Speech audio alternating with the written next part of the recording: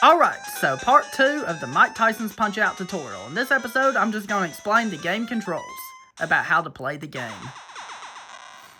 Alright, so the game controls are,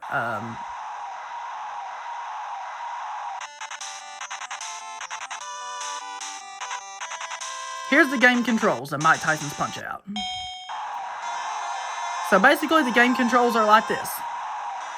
The controls are really simple, so press the B button, punch with the left hand, and press the A button to punch with the right hand. If you want to punch your opponent in the face, you just have to hold up while you press either A or B. So this is how you do punching. Now let's talk about dodging.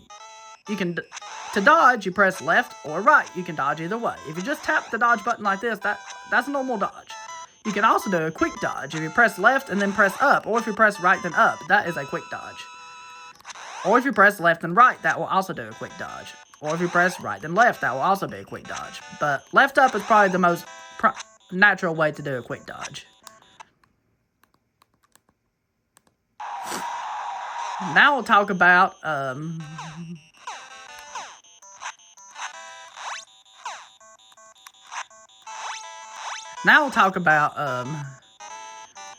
blocking. To block, hold the down button.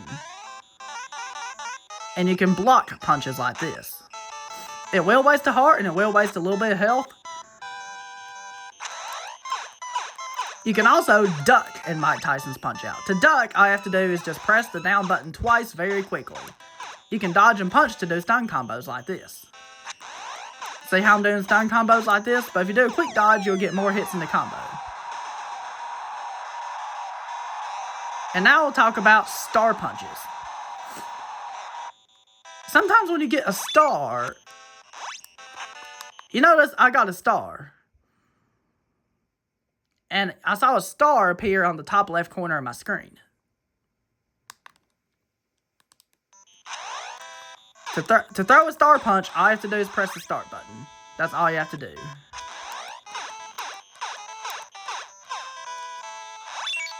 Just like that. Now we'll talk about our hearts.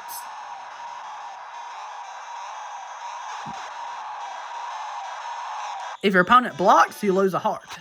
If you get hit, you lose a couple of hearts. If you block, you also lose a heart.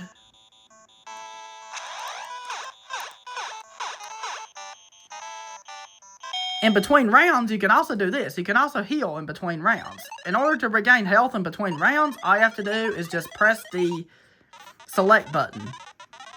And look at Lil Mac's coach, Doc. See how he's rubbing his shoulder very slowly. If you press the select button, he'll rub it faster and you'll get some health back. You can only do this once per match. Either between rounds 1 and 2 or between 2 and 3, you cannot do it both times. So, if you waste all of your hearts, so let's run out of hearts right here. And I'll show you what happens when you run out of hearts. When you run out of hearts, Lil Mac will become tired. See how Lil Mac is tired? When you run out of hearts, you cannot dodge. When you run out of hearts, you cannot punch. If I try to punch when I run out of hearts, it does not work. Blocking does not do any good. All you can do is dodge to gain your hearts back. And you might, on some of your later opponents, you might have to dodge 2 or 3 times to get your hearts back. And that's the basics of the game right there. Now I want to talk about... I've already explained the main controls of the game. Now I want to talk about guard manipulation. Watch Glass Joe's guard. See, his guard is low. If I hold up, his guard will go up. If I let go, his guard will go back down. There's an advantage to this. You can raise his guard up if you want to punch him in the stomach, or you can lower it down to punch him in the face.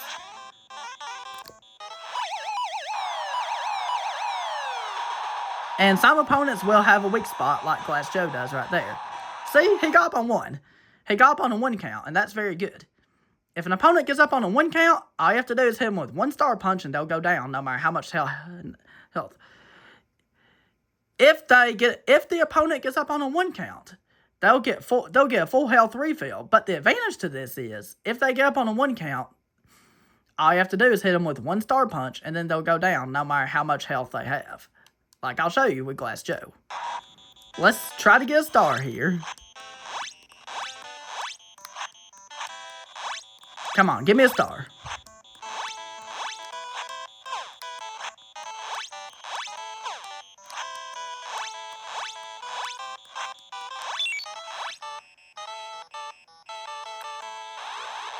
See that? No matter how much health he has, a star punch will knock him down if he gets up on a 1 count. And it's only for him getting up on a 1 count. Okay.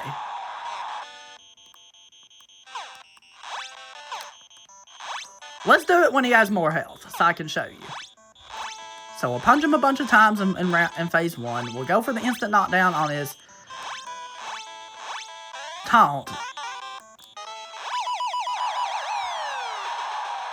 He gets up on 1 count. So here's what you do. If he gets up on 1 count, here's what you do. If you see, we got a star, and all we had to do was just press the start button, and it knocks him down. That's the advantage of an opponent getting up on a 1 count, is you only need to hit him with 1 star punch to knock him down. Let's see if I can get another star. That means I only have to hit him with 1 star punch to knock him down if he gets up on a 1 count. And there we go, we TKO'd him pretty quickly. Glass Joe is the first opponent and the easiest opponent you'll face in Mike Tyson's Punch-Out. So now we'll talk about, we already talked about the gimmicks of the game and all that stuff. And we already talked about the main controls of the game. Now we'll talk about buffering punches. Something important in Punch-Out. I'm just holding the B button and watch what happens. See how my left body blow came out on the first frame possible? I'm holding up and B. See how my face jab came out in the first frame possible? You can actually buffer, you can also buffer dodges like this. You can buffer dodges.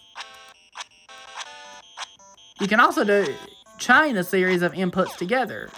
And this can be useful for tight frame tricks. There's one opponent in this game, Piston Honda 2, where buffer strategies are very useful.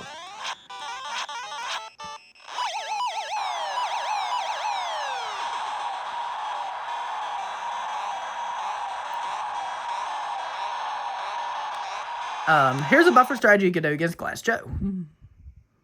So in order to do the buffer strategy to beat Glass Joe at 42 seconds every time, you can do this. Start out by buffering 22 face jabs. You don't even have to count all 22. Watch the heart count while you're doing these face jabs, and when it gets down to 2, you only have 1 more jab to land. So you just do this. So let's buffer all 22. Make sure you're buffering every punch. That means, in order to buffer the next punch, after 1 punch is landed, you just hold the input of that same punch. You just let go of the punch button and then hold the input of that same punch for it to buffer again. You can't hold it the entire time because you have to let go in between. And once you do let go, you can hold down the punch button again, and then the next punch will automatically, every single time, come out on the first frame possible. And this game runs at 60 frames per second. So we buffer these. See how I'm buffering these punches together?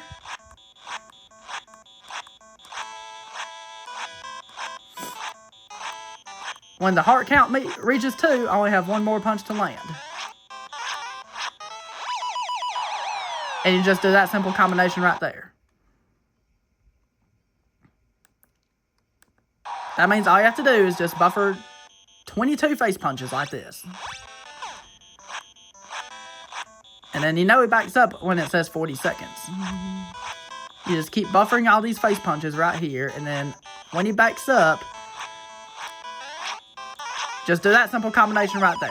Either 2 right body blows and 2 left body blows, or if he does, because it's random how many times he'll shake his fist, because he'll either shake it 2 times or 4 times. If he shakes it twice, you just have to do 1 left body blow after the 2 right body blows. And if he shakes it 4 times, you'd have to do 2 left body blows after the 2 right body blows. Let's try to get it to where he shakes it 4 times. That was when he shook it twice.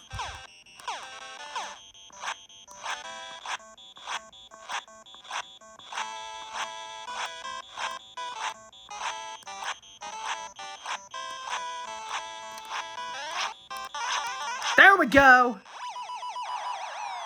Make sure you buffer every punch. As long as you do it perfectly, he'll stay down for the count every single time. Because it's only like a 4-frame window in order to get the instant KO on the taunt move. But doing the buffer strategy, you can get it every single time. And that's all I have to explain about the main controls of the game. If you have any questions about the game controls, please feel free to ask your questions in the comment section. I'll be happy to answer them to the best of my ability. And next time, I will teach you how to beat the first opponent in this game, Glass Joe. So be tuned to that.